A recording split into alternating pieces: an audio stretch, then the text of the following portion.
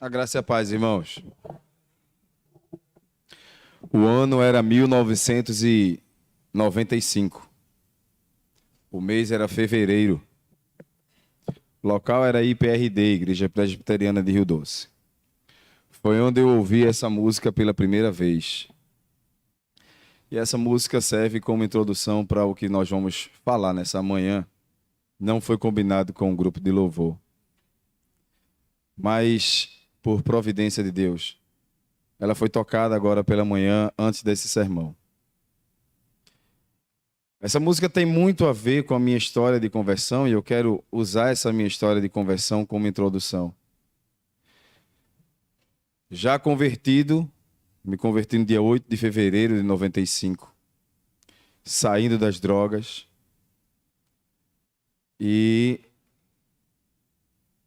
bem magrinho, acho que Josué, eu acho que daqui é o único que vai lembrar de Josué e Dona Marta e seu Luciano. Bem magrinho, muito magrinho, mas muito magrinho. As partes mais significativas do meu corpo eram o joelho e a cabeça. E saindo das drogas, me converti, fui para o acampamento, pastor José Clóvis. E o tema daquele acampamento, eu lembro até hoje, foi estar no mundo e não ser do mundo. Ministério Acamparte. E eu volto da igreja, do acampamento, fortalecido. Mas aí eu tive um deslize. Jovem, 16 anos. 17 anos já, 16 ainda. Eu tive um deslize. Porque até então eu não tinha tido uma namorada porque magrinho, só joelho e cabeça. Ninguém queria namorar com uma aparência daquela, né? Ninguém queria. E aí bate na minha porta um colega e diz assim, olha, vamos lá em casa para usar droga de novo. Eu disse, aqui em casa não, tu é doido. Minha mãe já sabe de tudo. Eu agora estou na igreja. Eu não quero isso para minha vida mais não. E ele disse, cara, é porque eu trouxe duas meninas lá da escola. Aí eu estava lendo a Bíblia no quarto. E ele, quando disse isso, eu disse, duas meninas? Eu estava lá dentro orando por namorada agorinha. E veio na minha porta. Pensei no seguinte versículo bíblico. Se confessarmos os nossos pecados, Ele é fiel e justo. Eu vou, veja, peco. Foi sinceramente o meu pensamento naquela hora. Volto, peço perdão, porque Ele é fiel e justo para perdoar. Fiz isso. Fui. E quando estávamos ali naquela roda de conversas, estávamos falando sobre apelido que cada um tinha. Aí ele olhou para mim e disse assim, o apelido dele aqui na rua é Pastor João.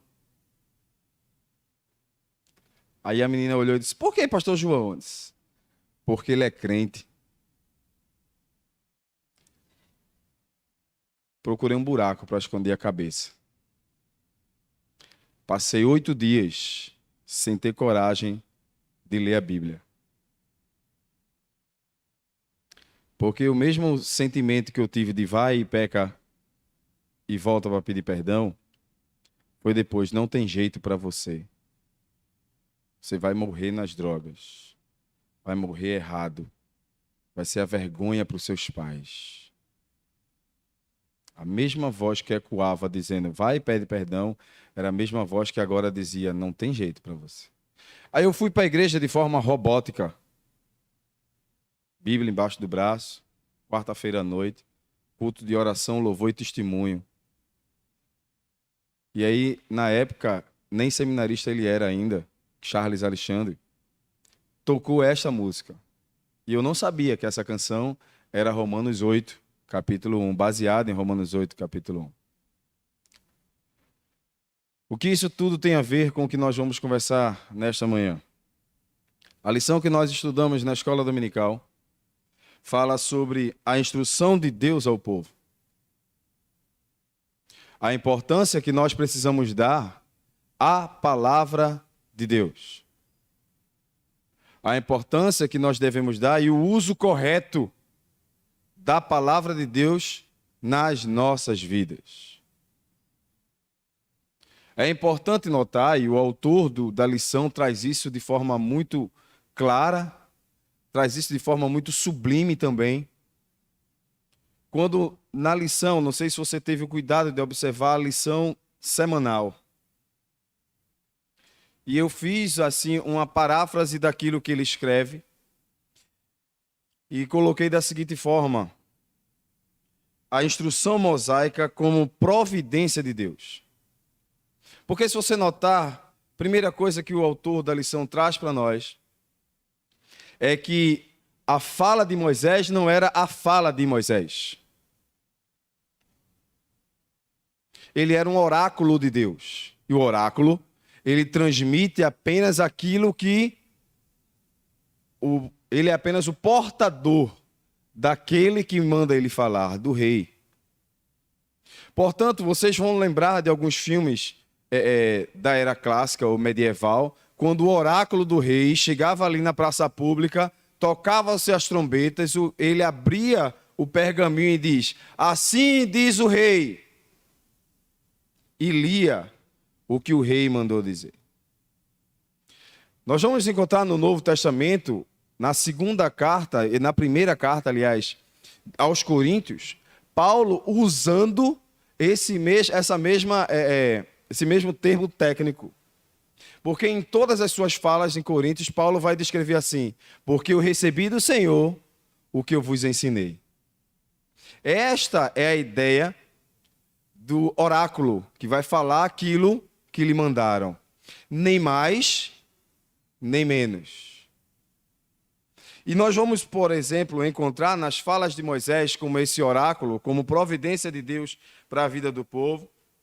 Em Deuteronômio, nós não vamos ler todos os textos, porque são 4 capítulos, mas em Deuteronômio capítulo 1, do 9 ao 33, mostra que essa palavra de Deus promove direção. Em Deuteronômio 1, 34 a 36, promove disciplina. Deuteronômio 2, de 1 a 15, ela promove direção ao povo, condução, como o povo deve se portar, como o povo deve se conduzir. Nós vamos ver também Deuteronômio 2, 16 a 37, que essa palavra de Deus, essa providência, traz ao povo vitória. Nós vamos perceber também em Deuteronômio 3, de 1 a 29, que ela promove segurança, estabilidade. Em outro momento, em Deuteronômio 4, 1, 24 a 24, promove obediência. E por fim, essa palavra de Deus ao povo promove também, Deuteronômio 4, 25 a 40, mostra que o povo deve andar em fidelidade ao Senhor. Portanto, a palavra de Deus, como instrução de Deus para nós, e ali Moisés está falando, mas em nenhum momento ele diz: olha, pessoal, preste atenção no que eu vou dizer. Não são conselhos mosaicos, mas ele diz: assim diz o Senhor para vocês. Então, quando nós atentarmos para a palavra de Deus, para os sermões, precisamos entender que é o assim diz o Senhor. Da mesma forma, nós vamos perceber isso lá no Apocalipse. Nas 7 cartas de Apocalipse, o Senhor Jesus, que é Ele o autor daquelas cartas, Ele finda dizendo: quem tem ouvidos, ouça o que o Espírito diz à igreja. Coincidentemente, também por providência de Deus, nós estamos estudando na congregação, toda segunda-feira, o Catecismo Maior de Westminster. E aí, por pura providência, essa semana agora que passou, nós estudamos a pergunta 80 e 81. E a pergunta 80 traz para nós, eu colei aqui, traz para nós a seguinte pergunta: poderão os crentes verdadeiros ter certeza infalível de que estão no estado de graça e de que neste estado perseverarão até a salvação? A resposta é: aqueles que verdadeiramente creem em Cristo e se esforçam por andar perante Ele com toda a boa consciência, podem podem, sem uma revelação extraordinária, ter a certeza infalível de que estão no estado de graça e de que neste estado perseverarão até a salvação. E aí preste atenção. Pela fé, baseada na verdade das promessas de Deus e pelo Espírito que habita que habilita a discernir em si aquela graça às quais são feitas as promessas da vida, testificando ao seu Espírito que eles são filhos de Deus. Ou seja, a Catecismo Maior, a Confissão de Fé, nos instrui que é através da palavra de Deus, baseado nas promessas de Deus, que pela fé nós podemos ter a plena certeza de tudo aquilo que já foi dito pela providência de Deus, da certeza da nossa salvação. Portanto, são as Escrituras que nos direcionam, sustentam, que fortalecem a vida do crente, a vida do povo de Deus. Por isso, nessa manhã, eu quero, baseado na leitura do texto e em uma leitura do texto da lição que nós fizemos, portanto, abra a sua Bíblia no livro de Tito, capítulo 2.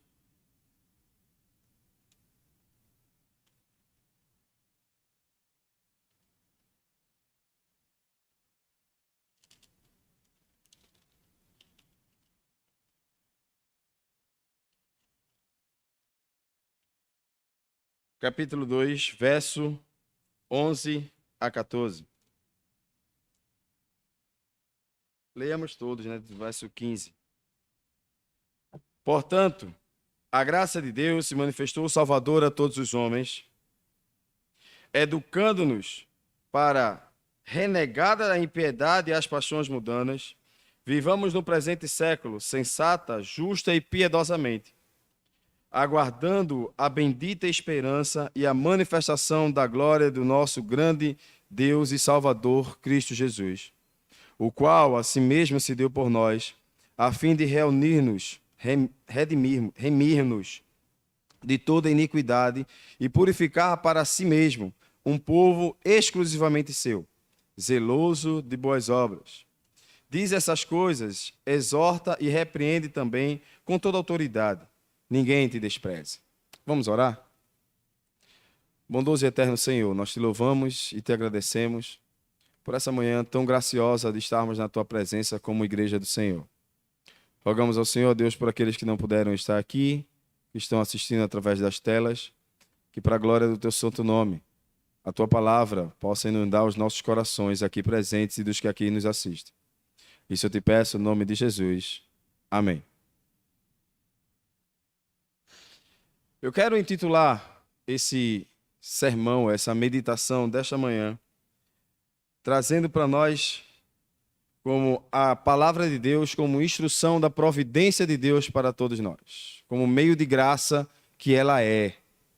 Então, a primeira coisa que precisamos entender é que essa palavra de Deus, baseada no texto que nós acabamos de ler, essa palavra ela revela-se pedagogicamente e eficaz.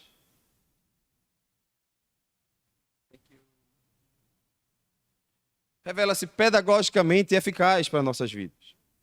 Porque ela nos ensina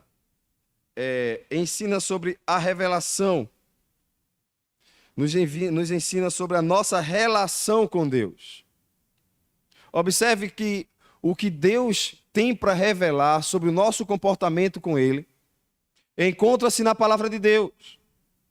O que Deus tem para revelar sobre o seu Filho, sobre salvação, sobre santidade, encontra-se na palavra de Deus. Não encontra-se no testemunho de outras pessoas. E é interessante uma chargezinha que eu vi essa semana, e a pessoa dizia assim, eu não gosto de teologia. E a outra pergunta, mas por que você não gosta de teologia? Porque Jesus não era teólogo, ele é o caminho, a verdade e a vida. E onde você aprendeu sobre isso? Na Bíblia. E quem lhe ensinou sobre isso? O pastor. E ele é o quê? Às vezes as pessoas querem negar a eficácia, por exemplo, do estudo rigoroso, aprimoroso da palavra de Deus, como a teologia, por exemplo, quando ela faz isso, ela de alguma forma está negando a própria eficácia da palavra, que ela nos instrui, que ela nos ensina. O escritor de Hebreus vai dizer: tenha por grande zelo aqueles que vos instruem, zele por eles, cuide deles. O que nós precisamos é voltar a observar a palavra de Deus como palavra de Deus. Como sendo assim diz o Senhor, para o nosso aprendizado, para o nosso crescimento, para a nossa relação com Deus, sobre a nossa relação com o próximo. Hoje nós temos vários livros que vão nos ensinar ou nos instruir, apontar caminhos de como nós devemos lidar com as outras pessoas. Você vai pegar livros de Chiavenato, por exemplo, são uns livros bem pequenininhos assim, são 3 coleções de 500 ou 600 páginas cada um, trabalhando as questões de relações humanas dentro das organizações. Você vai ter alguns livros, por exemplo, de Augusto Cury. E um deles é muito interessante o tema, porque ele diz como lidar com pessoas espinhosas. O tema do livro é esse: como lidar com pessoas espinhosas. Nós vamos ter uma gama de pessoas, de livros e literaturas, que vão instruir, apontar caminhos de como lidar com as pessoas. Mas a Bíblia já fala sobre isso há algum tempo, quando ela diz assim, ó: ame ao teu próximo.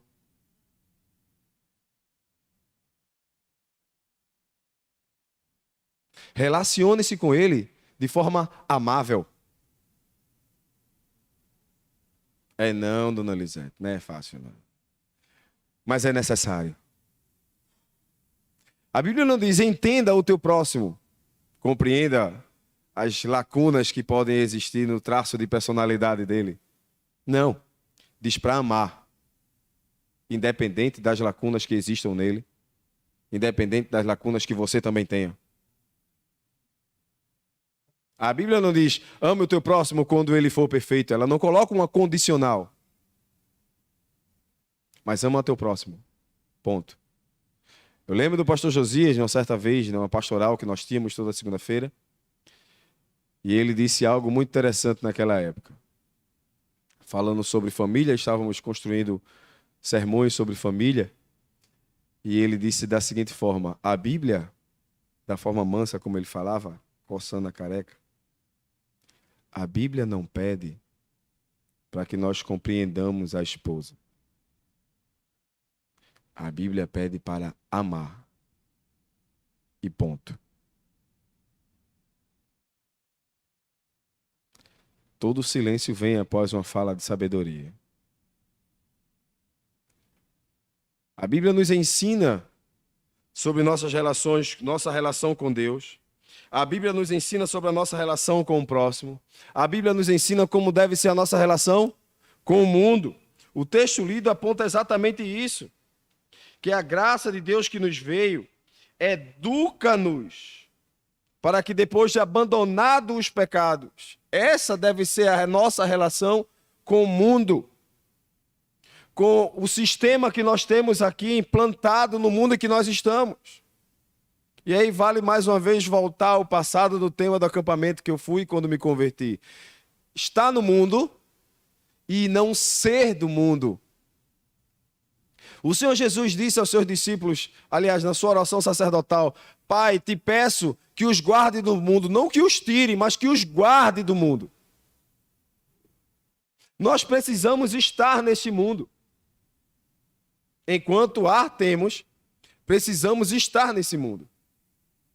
Para, como padrão de vida, mostrar a este mundo como nós nos relacionamos com Deus e com o próximo. Ora, foi assim que a sociedade viu a igreja primitiva. Atos, capítulo 2, mostra que a igreja perseverava na oração, na doutrina, na comunhão, no partir do pão. E o texto conseguinte vai dizer assim: e contavam com a simpatia dos de fora. Os de fora olhavam para a relação da igreja e via, tem algo diferente nesse grupo chamado dos seguidores do caminho. Tem algo diferente neles. E com certeza você já vivenciou essa pergunta. Com certeza você já vivenciou esta pergunta. Tem algo diferente em você. O que é? No seu ambiente de trabalho, família, vizinho, condomínio. Alguém com certeza já deve ter dito assim para você: por que, em meio a tanta dificuldade, você continua sorrindo, cantando, eu te vejo tão bem? Porque você se relaciona com um Deus que é o motivo da sua alegria. Porque você observa na palavra aquilo que Deus tem como esperança para a sua vida. Essa deve ser a sua relação com o mundo. Abandonado os pecados, eu vivo com Deus. Abandonado todo o engano, todo o sistema. Paulo escrevendo aos Efésios, ele vai dizer: aquele que mentia, não minta mais. Paulo escrevendo aos Coríntios, ele vai dizer que aquele que está em Cristo, nova criação. O termo ali aplica-se à ideia de que Deus fez um novo ser humano. Não mais semelhante a Adão, mas agora semelhante a Cristo. E quando ele escreve sobre relações humanas, ele coloca Cristo como padrão. Na relação familiar, ele coloca Cristo e a igreja como padrão. Mulheres, sejam submissas a vossos maridos, assim como é a mesma medida que a igreja deve ser submissa a Cristo. A mulher precisa submeter, ou ser submissa, não é se submeter, subjugar, mas se submeter de submissão ao seu marido. A relação continua como Cristo padrão. Maridos, amem as vossas esposas porque elas são lindas e maravilhosas. É assim? É isso? Amem as vossas esposas como Cristo amou a igreja. O padrão é Jesus. Há um novo padrão a ser estabelecido na nossa relação com Deus, na nossa relação com o próximo, na nossa relação com o mundo. Há um novo padrão a ser estabelecido nas nossas relações humanas. E a palavra de Deus é que nos aponta como devemos caminhar. Ela é a seta, o guia no caminho. Eu nunca fui a alguns estados aqui do Nordeste. Já fui a Maceió, João Pessoa e só. E só, do Nordeste só. Nunca fui a Natal, no Rio Grande do Norte. Nunca fui a Sergipe. Nunca fui Bahia. Passei por Bahia, mas nunca fui para lá. Mas todas as vezes que você precisa fazer uma viagem que você não sabe o caminho, hoje você entra no Google Maps, né? No Waze, bota lá no caminho. Mas mesmo assim você não confia plenamente neles. Só contar uma história, nós fomos convidados a um casamento e no convite tinha o endereço. Igreja, aquela igreja que fica no Monte dos Guararapes, lá em cima, em Jaboatão. E fomos de carona, o motorista colocou no Waze, jogou lá. O Waze mandou a gente lá pro Curado 2. E tava a gente lá dentro de Cavaleiro. E minha gente, é aqui mesmo, é aqui mesmo. Aí quando a gente perguntou a um cidadão, ele disse: essa igreja é do Monte dos Guararapes, vocês estão muito longe, viu? Desculpa aí a vergonha que a gente passou e voltou para lá. Veja, fomos para a BR-232, Cavaleiro, Curado, ali por trás do atacadão de presentes ali. Vê para onde a gente foi parar. Nada a ver.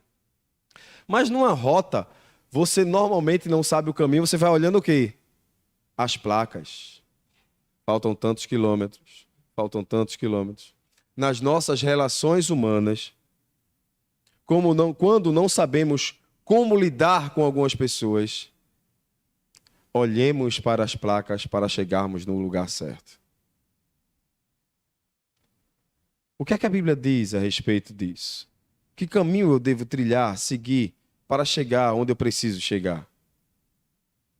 A situação está difícil nessa relação. Como eu devo chegar lá? Seja na minha relação com Deus, na minha relação com o próximo, na minha relação com o mundo ao meu redor. A palavra de Deus é ela que nos instrui, nos ensina e nos educa a esse respeito. Seguindo, a palavra de Deus, ela nos instrui, nos revela, de forma eficaz. Ela é aquela que nos orienta e nos educa. Mas ela também revela-se a alimentadora da nossa fé. O caminho pelo qual Moisés já estava trilhando com o povo, já há quase 40 anos, ele agora olha para trás. Ele diz ao povo: lembrem de que até aqui Deus não vos deixou faltar coisa alguma. E é por essa palavra, por esse testemunho, por tudo que vocês viveram, que vocês precisam ter a mesma fé e olhar para frente, na certeza de que o Deus que não deixou faltar nada, não deixará faltar nada. Olhar para a história deve ser uma atitude nossa de alimentar a fé para frente. Não de olhar para trás e lamentar, mas de olhar para a nossa caminhada com Deus até aqui e perceber que se Deus não deixou faltar nada quando tudo era difícil, no deserto, agora, o que poderá nos faltar? E a pergunta de Moisés para o povo foi: porventura vos faltou alguma coisa? E numa só voz todos disseram: nada nos faltou. Nada nos faltou. A roupa que saíram cresceu junto com a pele. O sapato cresceu junto com o pé. A providência foi trazida dia a dia para o povo. Quando fome tiveram, o maná veio.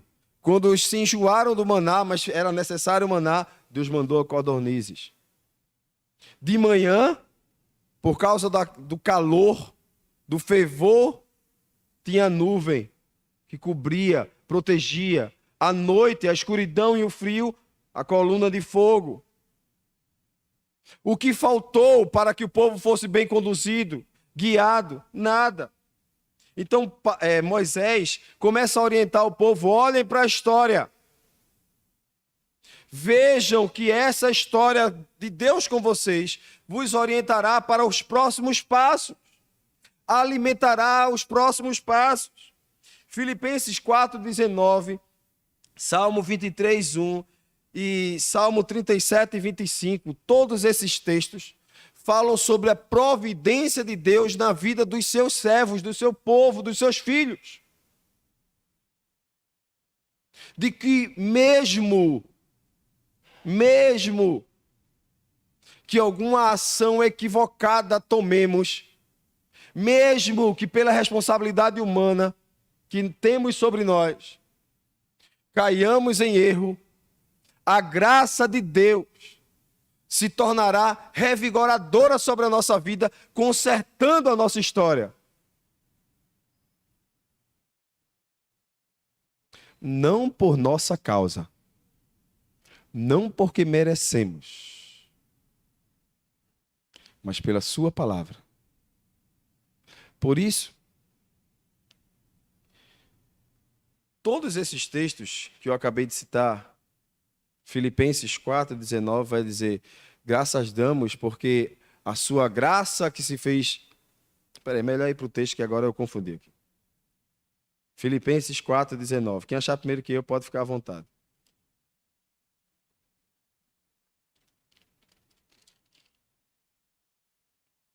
E o meu Deus, segundo a sua riqueza em glória, há de suprir em Cristo Jesus cada uma das vossas necessidades. Salmo 23:1. O Senhor Salmo 37, 25. Salmo 37, 25.